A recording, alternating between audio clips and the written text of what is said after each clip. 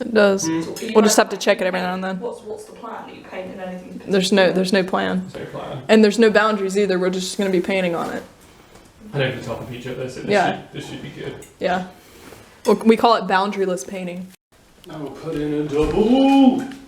Focus. I'm going to put my drink. Ooh, I don't want to put my drink next to the cactus. Why? Because if I reach over there, You might stab yourself. I might stab myself on the cactus. There. Okay, alright, With we a gotta double do the beginning. So hold your brush up. Thick. What were we gonna name this? Painting a portrait. Painting.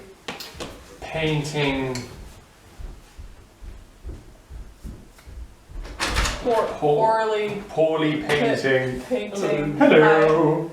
Poorly painting. Picture. Painting a picture poorly. There was a second. There was a fourth There was a P. fourth one. There was. You're right. Shit. What was it? I guess we'll probably figure it out later. Hey guys, welcome to this new video. Here with Oliver. We're in Nottingham, England, so we're about to do a painting together for the first time. It's gonna be awesome. Hells yeah. Ready for it. Which color should we start with?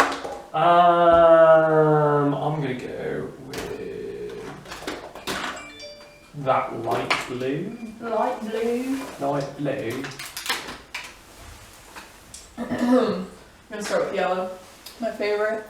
Aggressive yellow. I'm pulling out, but it's not very much. You're pulling out? Yay. There's not very much light blue left. Okay. It goes There's dark. not much yellow left either. Maybe I should start with the... no, I need to start with the lighter color. Oh god, it's shitting itself. Fuck!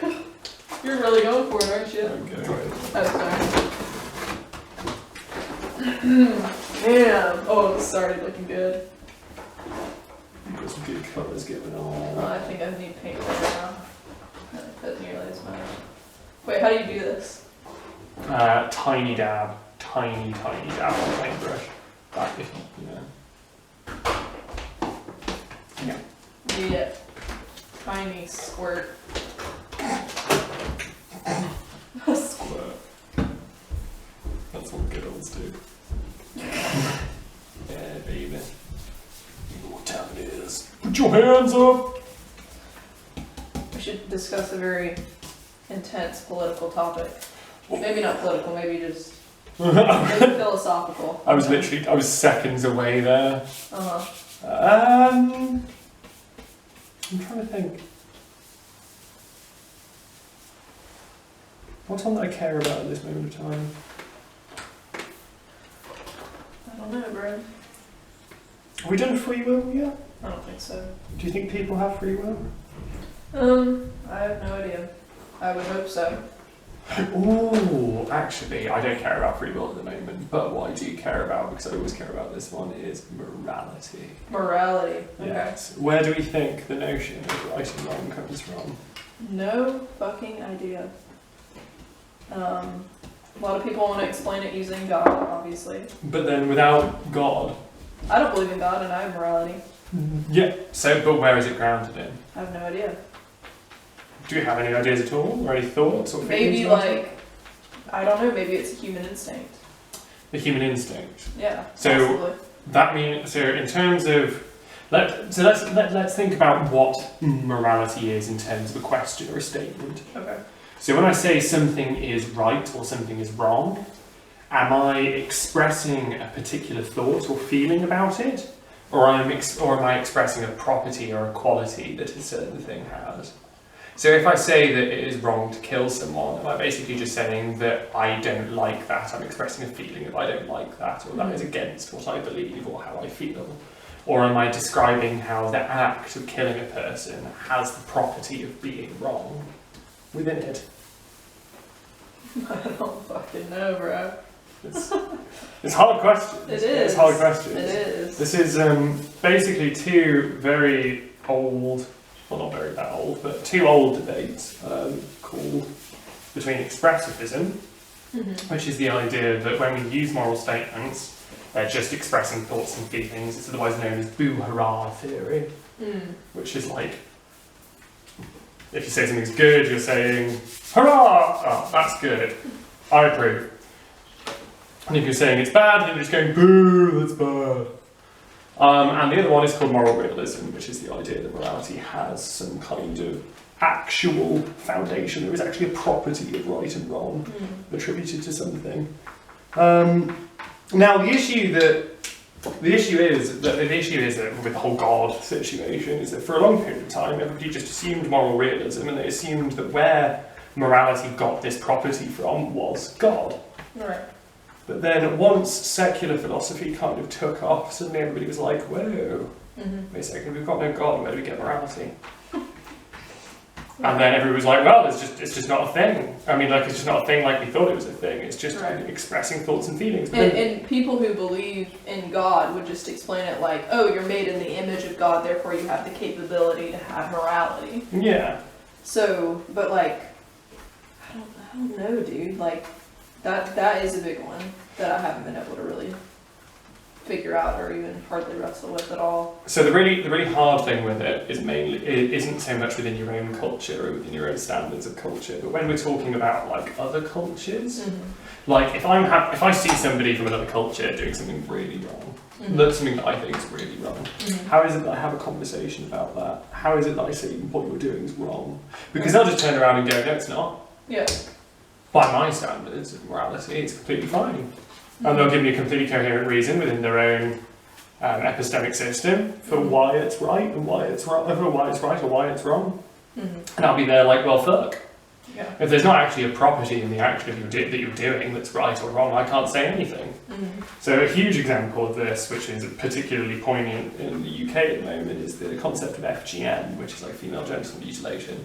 So in certain, so cultures in Africa and stuff, that's considered right, an act of purification. Right. So they're purifying women.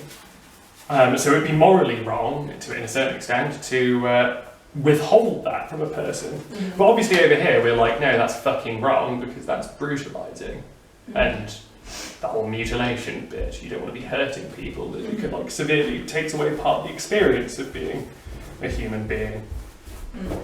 So we want to be able to turn around and say, hey, there's something wrong about that. But if we accept expressivism, we can't. Hold on, I'm gonna take my drink.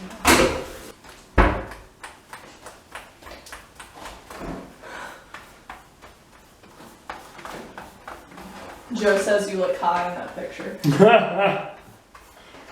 The rare moment that I'm not. Well, I'm not that rare these days. But.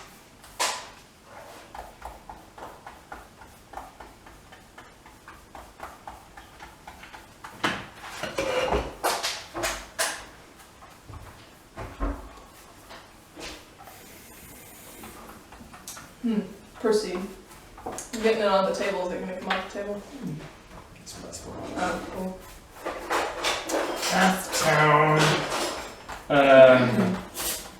Yeah, so morality, expressivism, blah blah blah, we won't be able to say if that's wrong. So we want to be able to say that certain things are wrong universally, no matter what culture you're from, so that we can actually have kind of prescriptive discussions about it. So if we're going to do that, we better find something that's universally applicable to everyone, that's related to morality. Something that is a fundamentally human experience and a fundamentally moral experience that's shared by everyone, and that seems like it's probably impossible. There's lots of people who even say that it's impossible. Seeing as the theme at the moment seems to be talking about Buddhist philosophies and stuff, the one thing that they consider to be the universal moral fact based in human experience is the first truth, which is suffering. That suffering is tautologically bad. It's bad. It's bad. It teaches so much good, though. It might teach lots of good, you might be able to gain something good out of it, but the suffering itself is bad. And does it teach good? Does it necessarily teach good? Can you have the good lessons that you might get from suffering without suffering? A lot of my growth has come from suffering. A lot of your growth has come from suffering, but did it have to come from suffering? Could you not have grown in different ways? I don't know, because I haven't grown except by that. Except by suffering. Well, this is the thing, but could you see other people that have grown in ways that haven't involved except suffering? Not really. Not at all? Not that I can think of. Normally when someone is mature and intelligent, especially at my age, it's normally because they had become independent because of some difficult experience they went through when they were younger. It was made their life that they've had to overcome, in a sense. Yes. So, I have personally met... Oh, in fact, actually, no.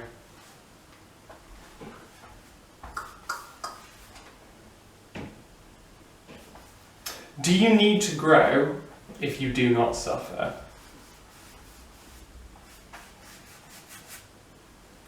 Why do we grow? Because I think the relation... I think growing itself is suffering.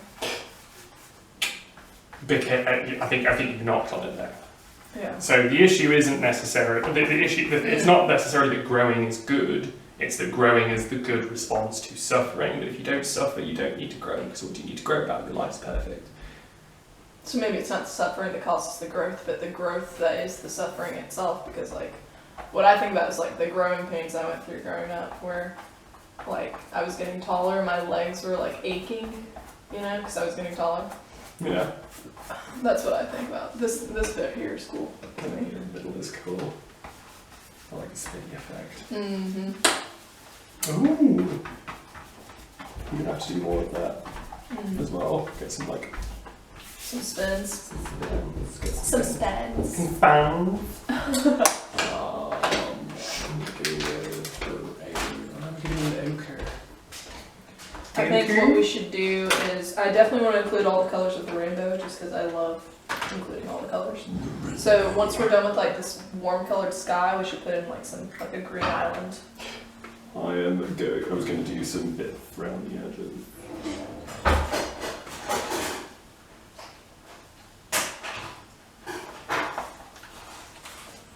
Landscapes.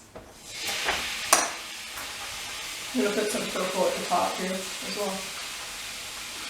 Purple? Say what? Purple? Purple? Yes. I prefer the way the Americans say purple. Purple. Purple? Purple? It sounds more fun. It does. Damn, it looks pretty badass. I'm liking the vibrancy. Yes. The vibrancy is really nice vibes. Yes, indeed.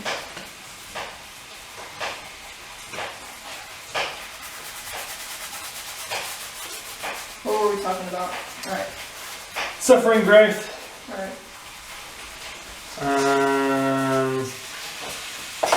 So, essentially, suffering as an experience in its singularity is a bad thing. That's what the truth is trying to say. Mm-hmm.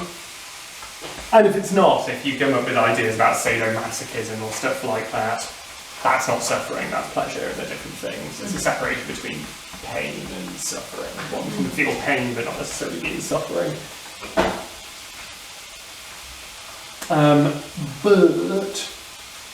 So that is, in a sense, that's the universal truth of human experience. Suffering is bad, and it has to be because it's tautological.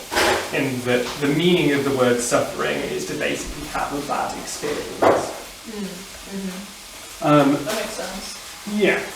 So the thing is that where they relate this to moral facts or moral points is that presents a problem in itself, that presents a moral question in itself. And the moral question that presents is to oneself, how do I prevent myself from suffering?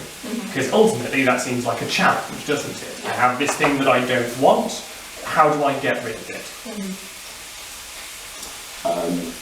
For myself and others, well, the thing is you can't because it's inevitability of life. Yeah. In that sense. But you've got something that is, in a sense, grounding, that kind of comes out looking a little bit like a utilitarian principle, which is that pain, bad. So what do we want to do? We want to minimise pain. We want to do everything that we can to stop pain. And now you've got some kind of vaguely universal metric that you can apply, that you can say is a universal morality, which is if it causes suffering. Now the thing is, it's not really that simple either, though. It gets very complicated when you start talking about, oh yes, well what about a certain amount of suffering that you have to endure to be able to get something good out of it, or perhaps to prevent later suffering. Right. That could be worse. That could be worse. So for instance, like going in for surgery, getting a vaccine. I mean, technically, if you hate needles, then getting an injection is a kind of suffering. You have to go through a certain amount of anguish, but you might get more suffering if you end up getting measles at some point, and you have to deal with that later.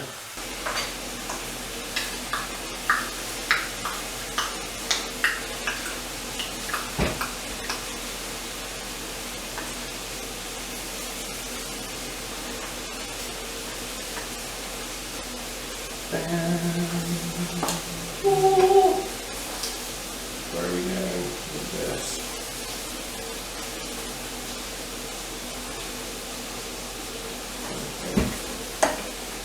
Clean them right.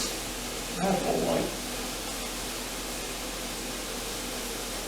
Where's my white one?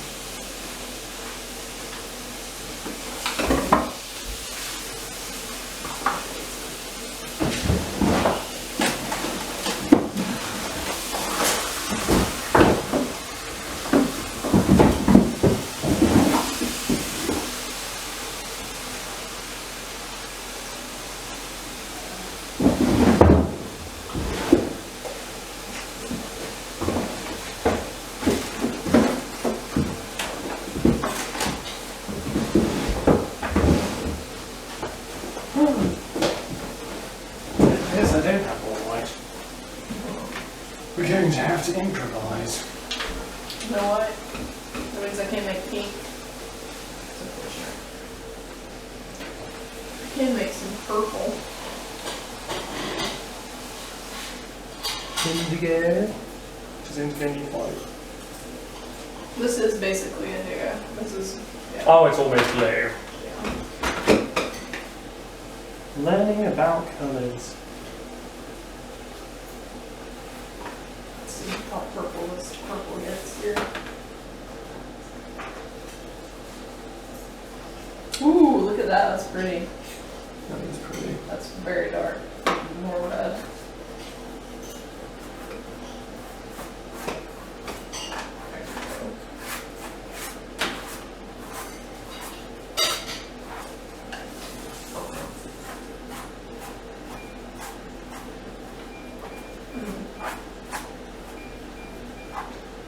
Not the purple I was expecting. This is like very dark. This isn't the purple that we want, this is the purple that we need. Barely any blue left as well. It's coming out. Oh my god, are you done yet? You finished?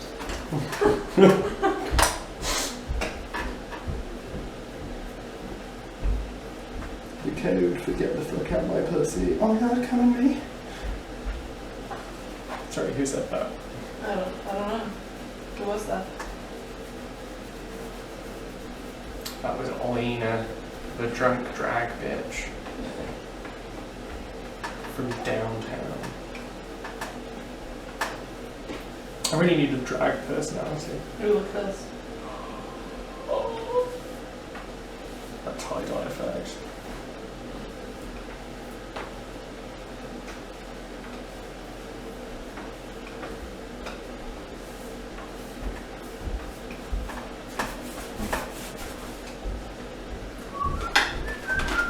What are the colours are there in a rainbow? Red, yellow, green, blue, There's 7. purple, orange, red. I can sing a rainbow? What? What? Rainbow? This did not turn out purple at all. It's quite strange. It's a lie.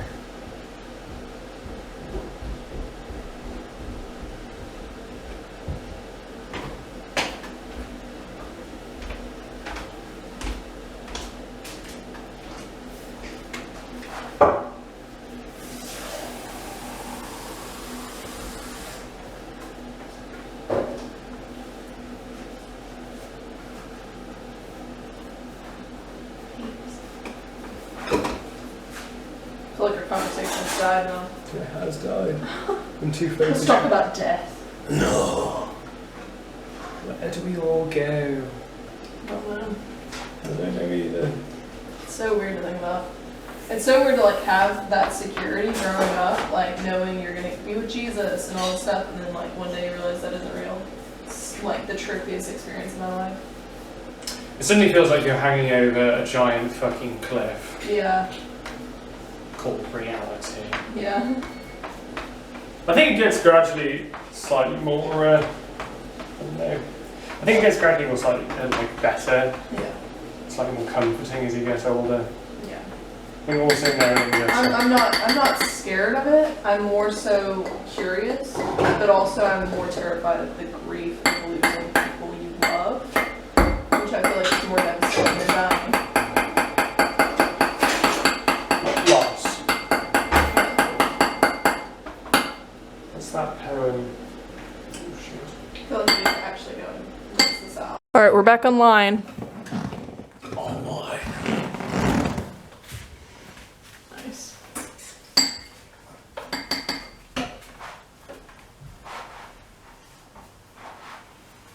So anyways, death, Yes.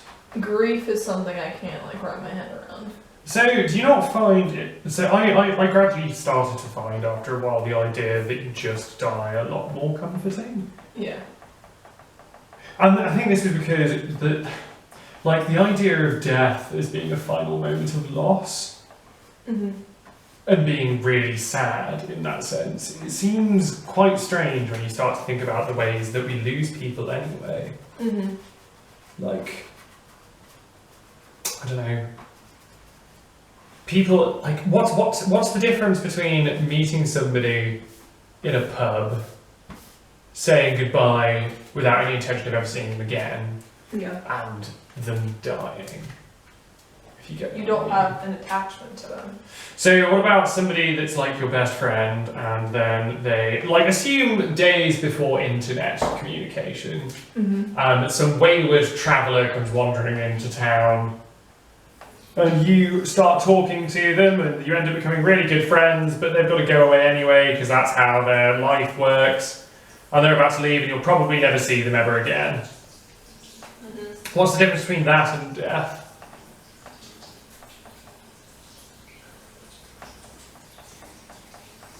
I don't know, that's different because like, I think the difference is time.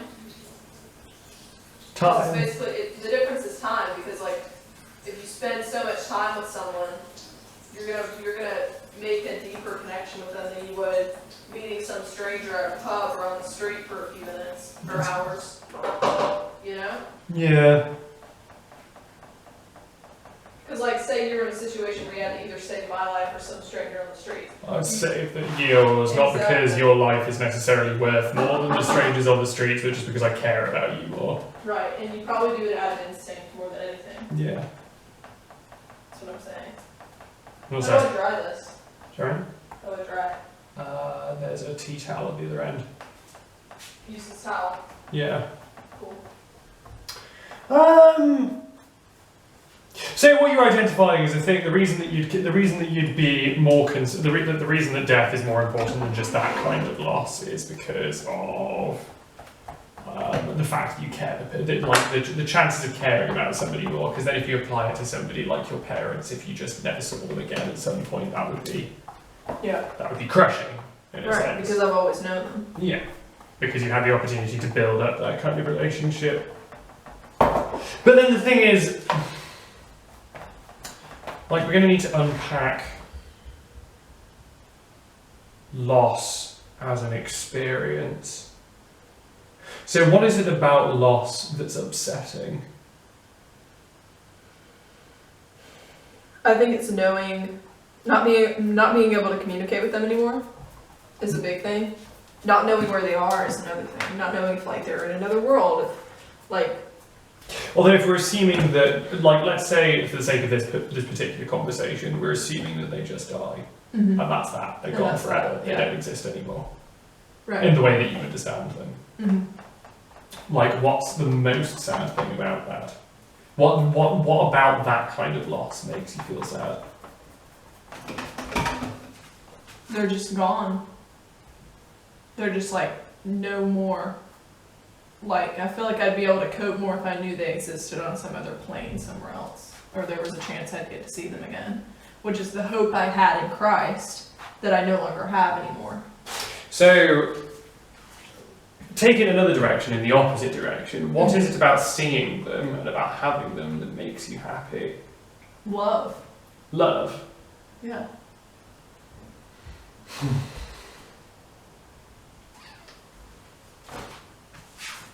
What?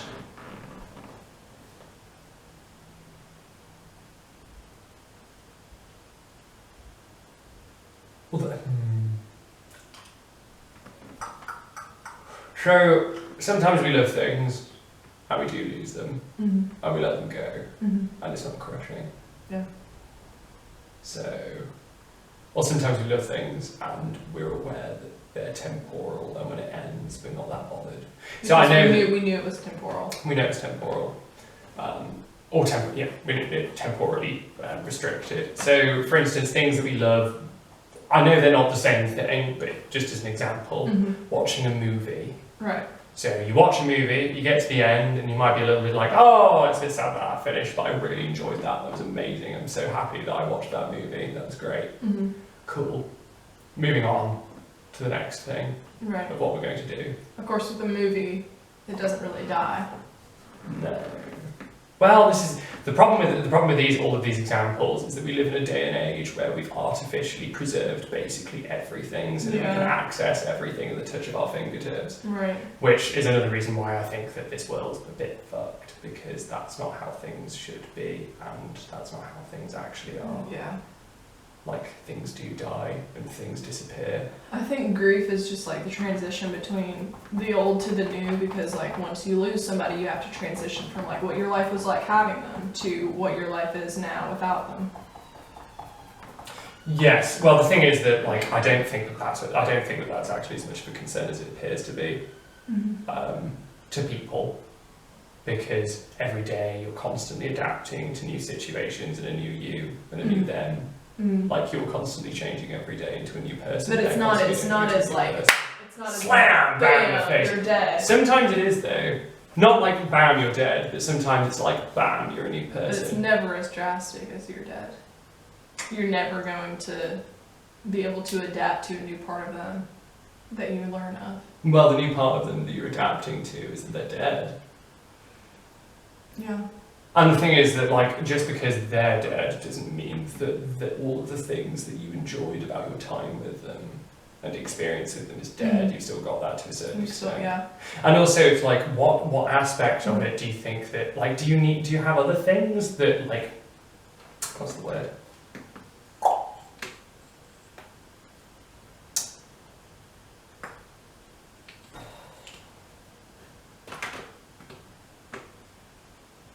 You can only miss something. You can only experience loss if you feel like you own something in the first place. Right. You can only experience loss if you feel like you gained something. I think that's why people get so bored of relationships, because they develop this sense of ownership, and then it becomes boring, because it's only not boring when you acknowledge, oh, this person isn't mine. Yes. You know what I'm saying? But as soon as they're yours, you're like...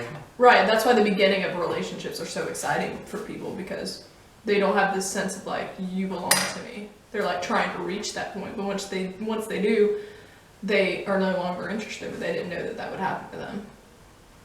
It's like recognizing, oh, this person is fully autonomous, they can leave at any point, they're their own person, I am not responsible for them. You know what I mean?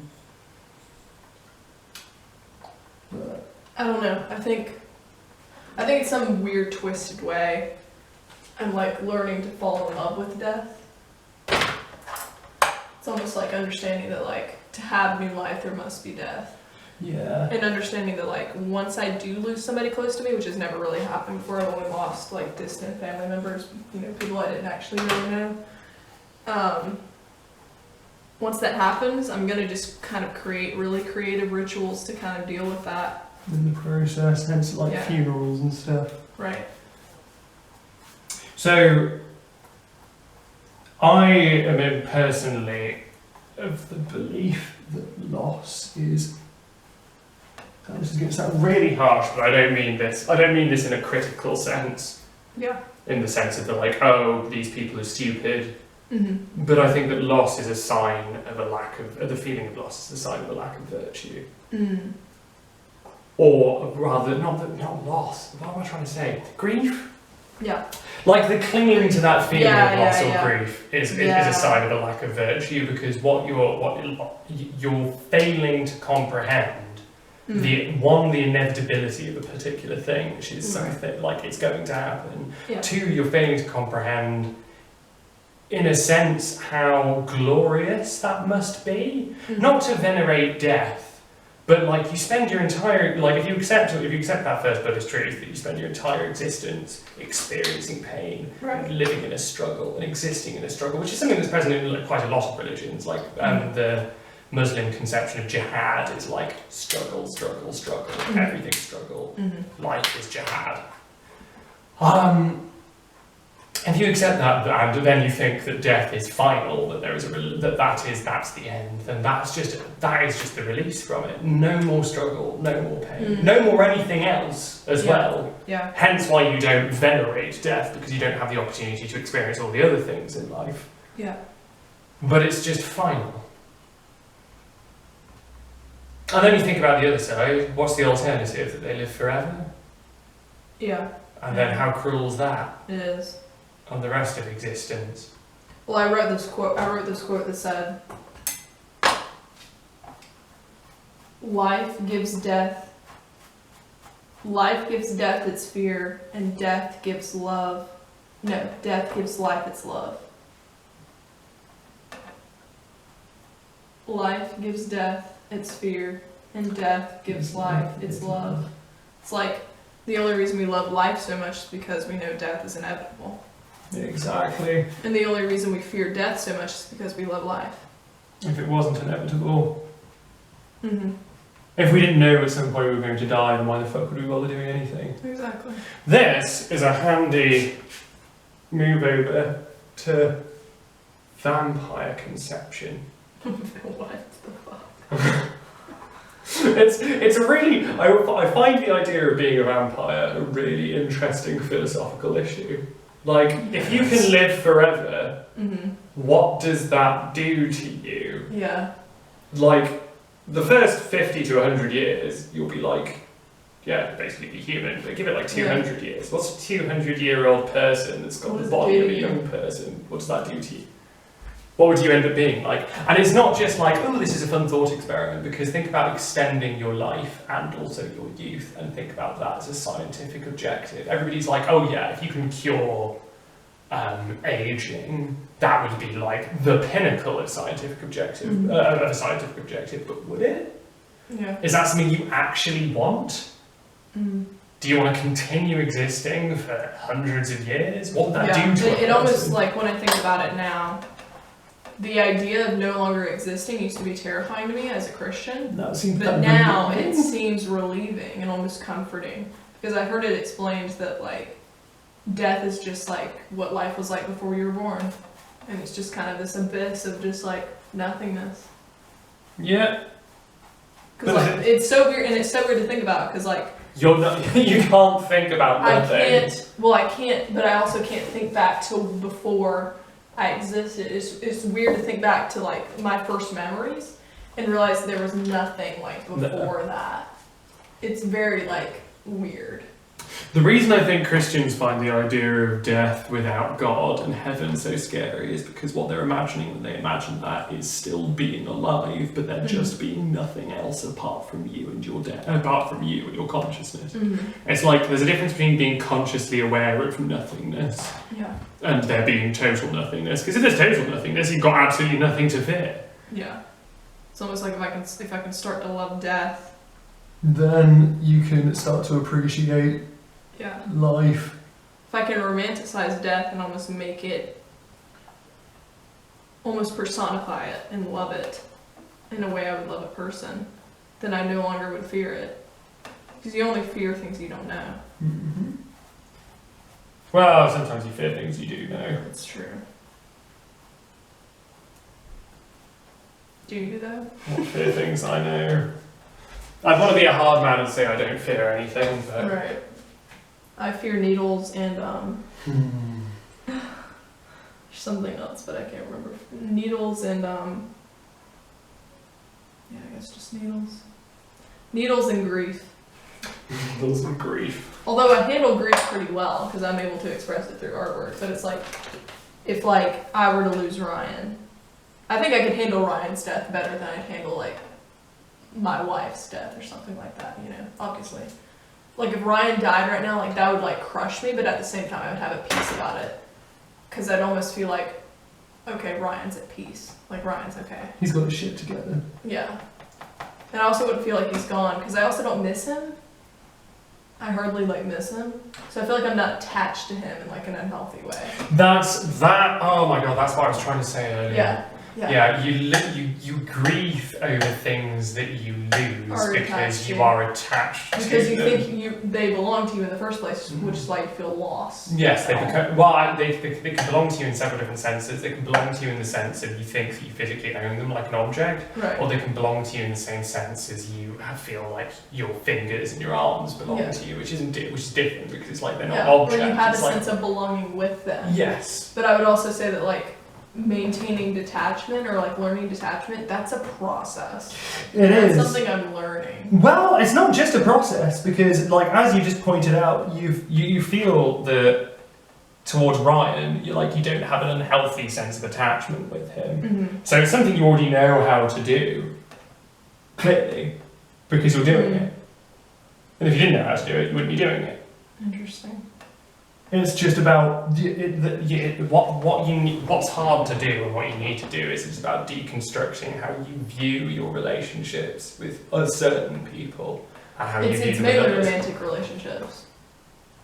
Yeah. And I think a lot of that has to do with the fact that I've never had one, so I don't really understand them, so I almost idealize them or imagine them to be something they aren't just because I've never had one. So it's like a curiosity type thing. Whereas like I'm very familiar with close friendships. So that's something that you're capable of being able to develop healthily, or being able to Yes. relate healthily. Whereas like I feel like once I'm in a relationship I can learn to develop those feelings of detachment. But it's because I haven't that I'm like, I wonder what it's like to be in a relationship, and like that would really crush me if like I lost my wife. Whereas like I don't even know what that would be like to be in a relationship. I can't even make an example out of that because I don't know what that experience is like in the first place. Why do people like worship people that really aren't that impressive? They're really not. It's like if you gave me a few £1 million, I could also be godly hot. Yeah. A few £1 million. Yeah, you could be a celebrity. Yeah. People would freak out about you. I could be a celebrity. I think most people could be a celebrity if Yeah. people would freak out about them. It's like, it's really not difficult. It's just literally being a celebrity is just being known. Yeah. Like, don't get me wrong, you've got to be a certain kind of driven and clever to be able to get yourself to a point where you're that known that you're worshipped, but like that's not something. I bet it's like its own kind of prison as well. Like having to go out, like every time you go out, everybody knows who you are. It's the same thing with being ridiculously rich. Yep. It's its own little kind of prison. Yep. Man, I'm so glad. If I ever got really rich, I'd just like pretend I wasn't. I'd be like, rich? Me? Whatever. I don't think I do. Because then your family members expect you to like support them, and then like, you know what I mean? Everyone just kind of expects things from you. It becomes a huge fucking responsibility. Also, on top of that, it's like taxes. it's a huge moral fucking responsibility. Yeah. Because you're gonna have to keep justifying to yourself why you're that rich in the first place. Yep. Like, what would I do? Like, you know that stupid question, what would you do if you won the lottery? I don't know, feed people? I don't know, like, maybe help people or something? yeah, man. Everyone's like, I'd buy like this super cool car and I'd go buy this mansion in LA and Hate shit. those kinds of answers. So... I'm not gonna lie though, I do fucking love that question, but that's only because I like to imagine all the good things that I do with it. Well, it's always about like balancing the doing the good things with the like getting what you want kind of way. Mm-hmm. Wow, How's that look? that looks fucking intense, and I love it. Thank you. Like my whole vibe would be to start to buy like a country house. With shit tons of land. I don't know why I'm doing that. I can't see anything. I don't know why I'm checking it. You know when you get drunk and you're like, I don't know why I'm doing anything. What took me to this location? Yeah. Oh, hi. Don't put the house yet. What is this? Not What is this this? house yet. Sorry? Oh, are we gonna sign this with our new symbols? You can do the O with the wings. Yes. Oliver's got a new symbol. Oliver Fairy, and O with wings. Butterfly wings. Isn't that great? I came up with that. Yeah. Isn't that genius? Butterfly wings. Or, Butterfly or wings. fairy wings. Fairy Whatever the wings. difference is. Not There sure isn't what much of a that is. difference. Yeah. Fairies in Irish mythology don't have wings. That was fucking Disney. Disney ruined my last name. Oh. Because before fucking Disney, we were actually badasses. Like, we'd steal fucking people's children in the night, if they fucked with us, we'd eat them, we'd like fucking whisk people away off into like, you know, other There's worlds. that weird children's book that happened. What's the, was it Changeling or something? Yes, yeah, that's Nick tried to replace it with something evil. yeah. Well, not even something evil, just like a log or an old fairy. Like, if somebody had the a... Changelings are the ones would replace them though. No, the changelings were the replacement. Yeah, that was the evil thing that he used to. Not necessarily something evil. So, like, you take the idea of the changeling was just like if somebody had a child that was beautiful or too beautiful for the parents, fairies would come along, steal the child, replace it with an old fairy that needs looking after, and then the old fairy gets Honestly, to look after the rest of the days. I have no idea what you're talking about right now. Fucking fairies, man. I'm not. My brain's reaching that point where It's like, I can't follow complete sentences. I can't retain information. Yeah, pretty much. I can't make purple. Why can't I make purple? What's happening? What am I doing wrong? Blue and red, man. That's what I did. Light blue and red. But there's barely any light blue left. Hot shit. You were right. God. So stressing me out. Purple's a bitch because it goes like brown so quickly. Yeah. Just what we're seeing. What is it doing?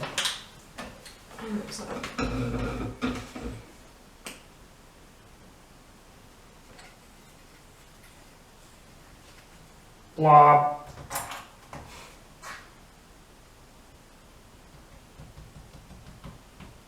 It's the guy that we've seen that paints with his mouth.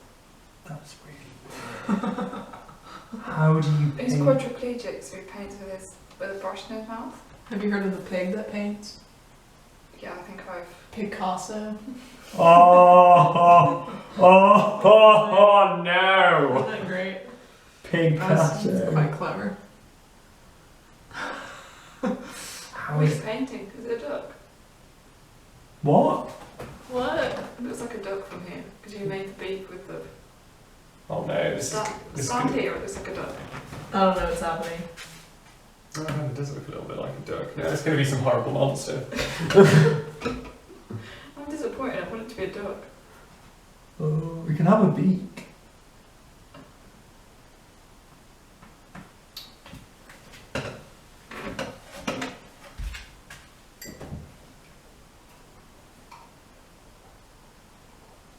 Do do do do do do do. Oh, is that the monster? Yeah, baby. I'm coming for you. My tentacles and my arms. Okay, that voice is freaking me out, bro. So ours. Hello. Oh, Maxwell's coming. He's going to the bathroom. This house is so.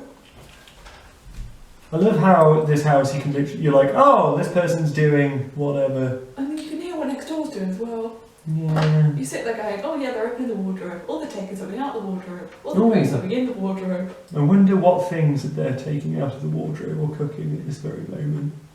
Oh wait a minute, I thought there was no one in the attic. Oh no, there is someone in the attic. It's when Dean next door's playing FIFA and he's screaming at the ref. And you're just like, Fucking referee, what the fuck? It's like, hey. So glad we don't have a fly on the wall with my parents watching TV. Hmm? We were laughing the other day about the fact that if someone interviewed my parents on Google Books, she'd end up being we'd be X-rated and someone would be not allowed on television. This is fucking ridiculous. And your parents don't sound like that. I don't know why that was. No, just general like weird comments about hearing things and. Oh, he's a bit nice. Well, not that, but necessarily.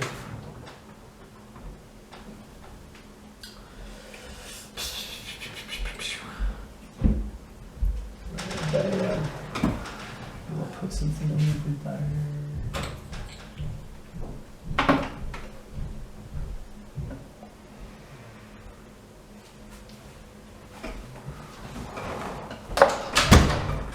Yeah, I'm reaching the point of like where I'm like, I don't give a fuck about what anybody thinks anymore, you know?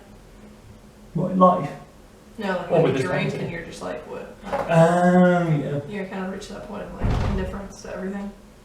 I never get to that point. I get to that point, I'm like, whatever. Fuck it. Yeah. I wish I got to that point. Nothing can Pretty tell. awesome. Nothing can take my social anxiety off. Which I'm actually quite glad for, because it's got me out of a few tricky situations. Mm-hmm. I don't know. I don't really How have one. wonderful. That looks good. Thank you. Yeah, I did it myself. Oh, and all of them. Hey!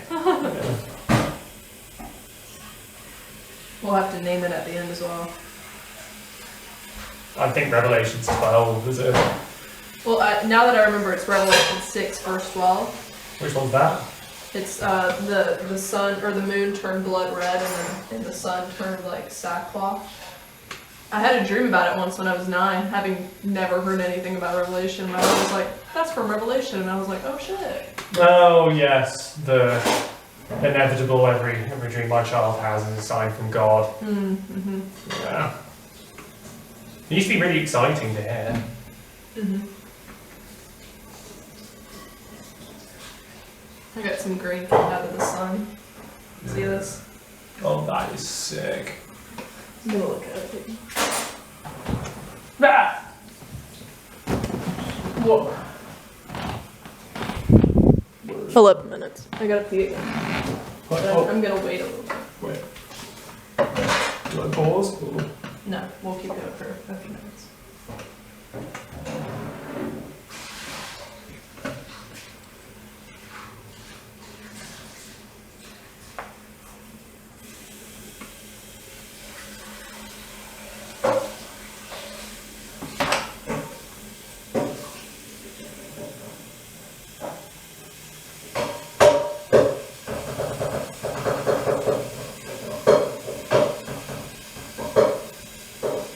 Ding!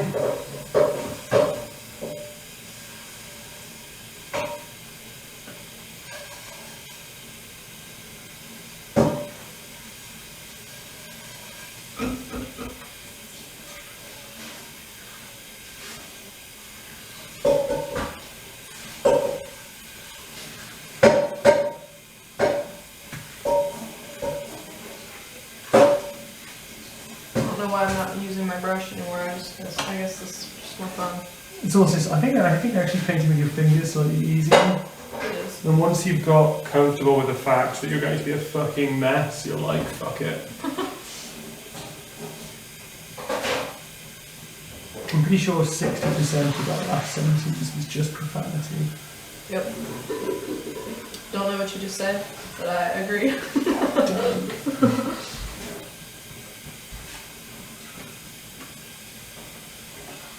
I remember the last time I got really drunk on whiskey or whatever. I called Ryan, and every other sentence I couldn't understand what the crap he was saying. What? Yeah, I was like, I don't know what you just said, Ryan, but that was genius.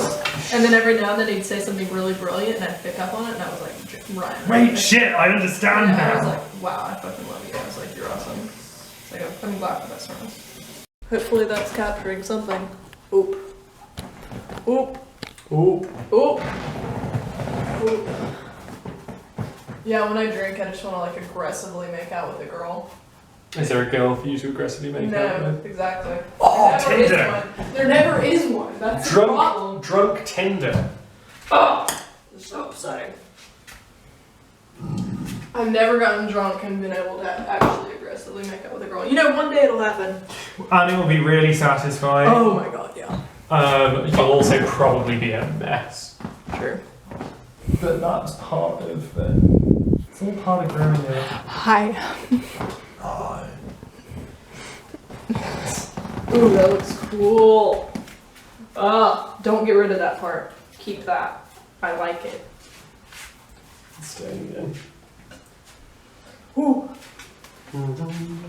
Right, I'm gonna lead you. You're staying. Stay. Stay! Bad I pen. feel like I'm pausing right now. I'm kind of letting you develop because I don't have any other ideas right now. I'm just kind of being drunk and like, man, I want to aggressively like shove a girl against the wall and make out with her, but I can't do that. Tits! Ah. Oh my god, you're so fucking gay.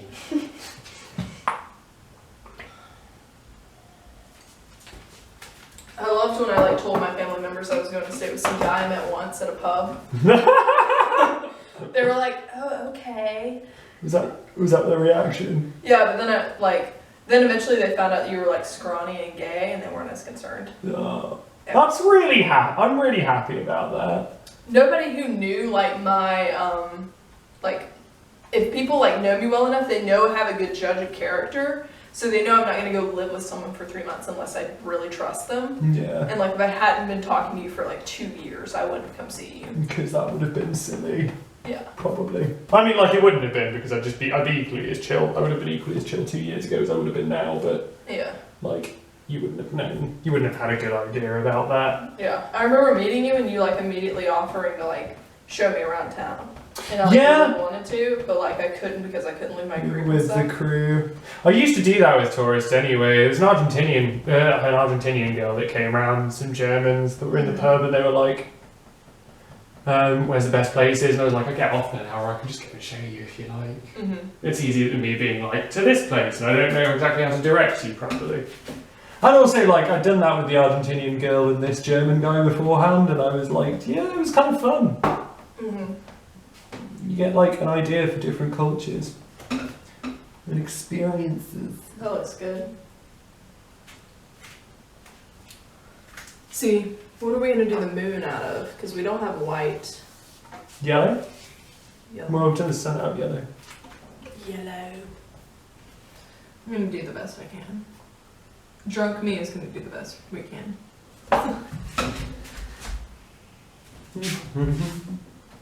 I'm not good at crescents as it is. I don't think any of this is meant to be particularly accurate. No, it's not. I trust it's going to be amazing though. Because we're kind of awesome. We're awesome. We are pretty awesome. Mm-hmm. Scrawny and gay. Yeah. That's true. Woo! I love being scrawny though. Yeah. I have way. You're a twink. I am a twink. Well, no, I'm not actually. I'm an otter. Oh, what is that? That's a hairy twink. Oh. Twinks are renowned for looking 12, but I don't quite look 12. Right. Because I hit puberty. How does this look? That's a really good crescent, actually. Shit! I'm better at crescents when I'm drunk. Oh my god. Wait. No, the top needs to be a bit more crescent-y. It looks like a banana. It does look like a banana. A banana. A banana! It looks like a Oh, banana. shit, she got the good accent on. A banana. A banana. A banana!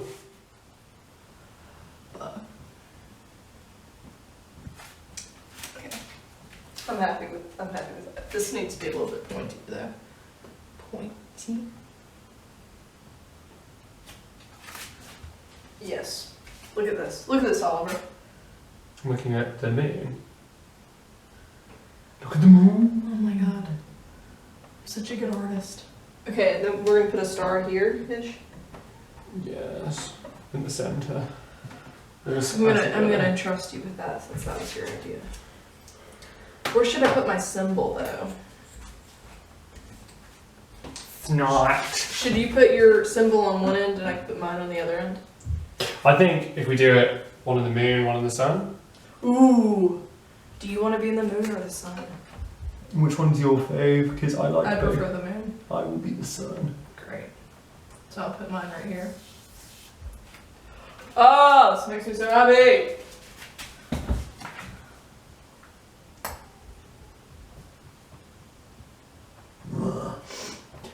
Right. Right.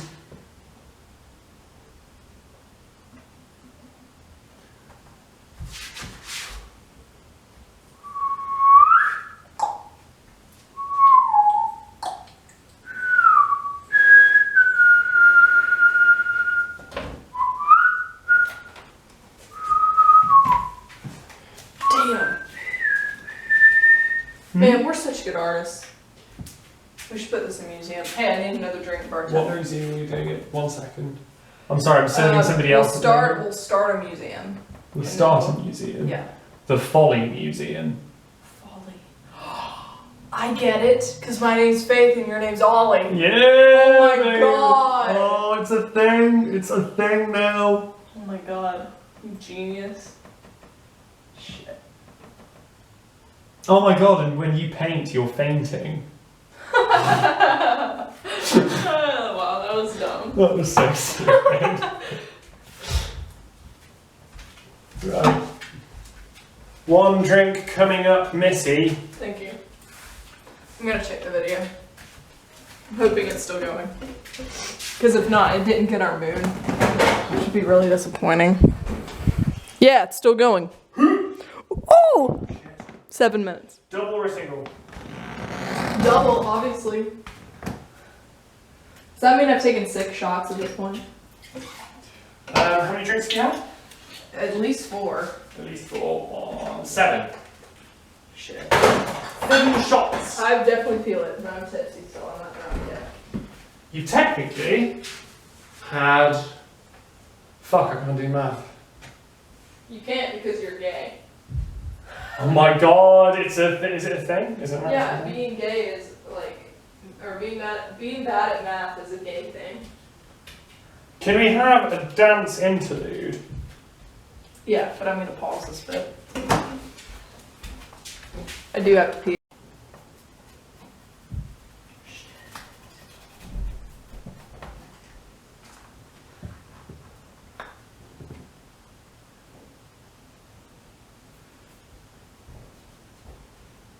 I need more yellow. Where is it? Where is it? Where is it? Oh, found it. Come out. Oh, the paint closet.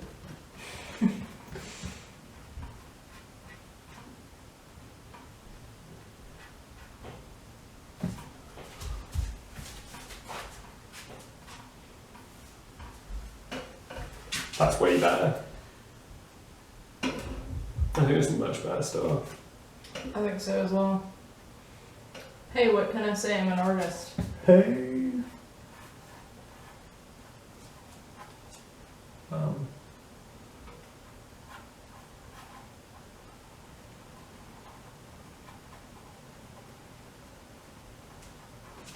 Damn! Son!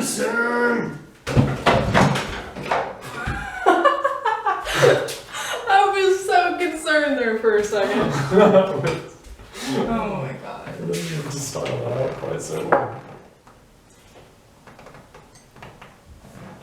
Now we just gotta sign it. Are we done? I'm done. Sweet. Then I'm gonna sign. I don't want to sign it in yellow because we already have so much of it, you know? Sign it in green. In green, he says. Maybe red. It says green. I want to sign mine. Oh, here we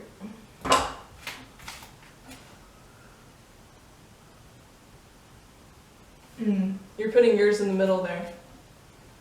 I'm gonna put mine in the middle of the star.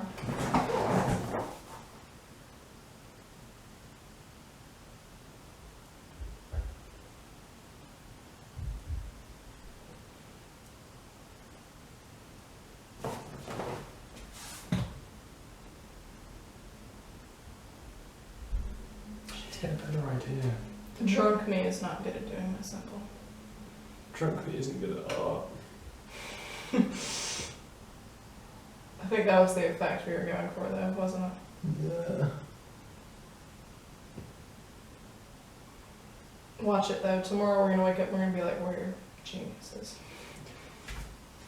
Hopefully. Fucking geniuses. Yeah, that's pretty cool. That's Whoa! That shut up fast. That's what she said!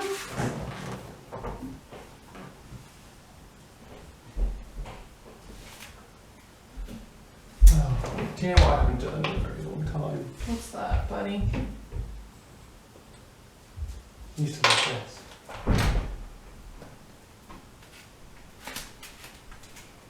Can you even tell that's my symbol? Yeah! Ish. Ish. It's very vague. Hey, do you want to put our handprints on it? Yes! High five! Oh, wait, it's really pushed. Ah! No. Alright, where? I'll put one there. Perfect. Yeah!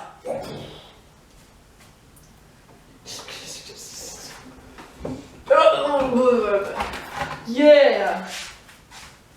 Sure. I feel like I need more paint.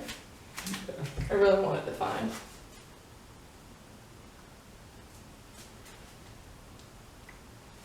Oh my god, this is so fun. Or we could just do it all over. And kind of like, Do it. if we do it all over there.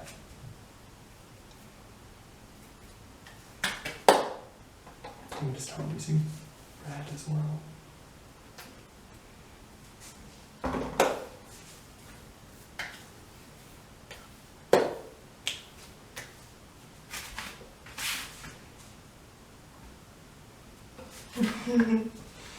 Yeah! Motherfucker.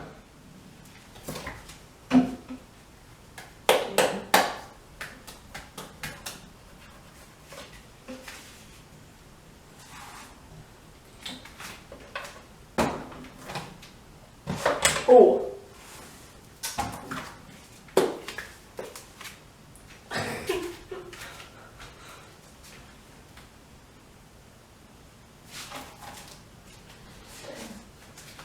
Oh, that was really good. That was a really good one. Is this black? I can't tell That's what black. colors are anymore. Nice. Is this black or navy blue? Oh, navy blue. Navy blue.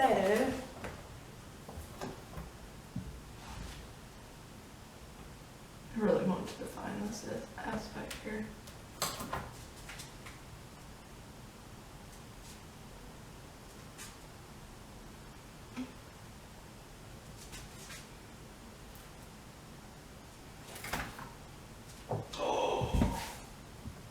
Oh my god, that would be really cool. Multicoloured hands, multicoloured handprints. I honestly don't know what's happening.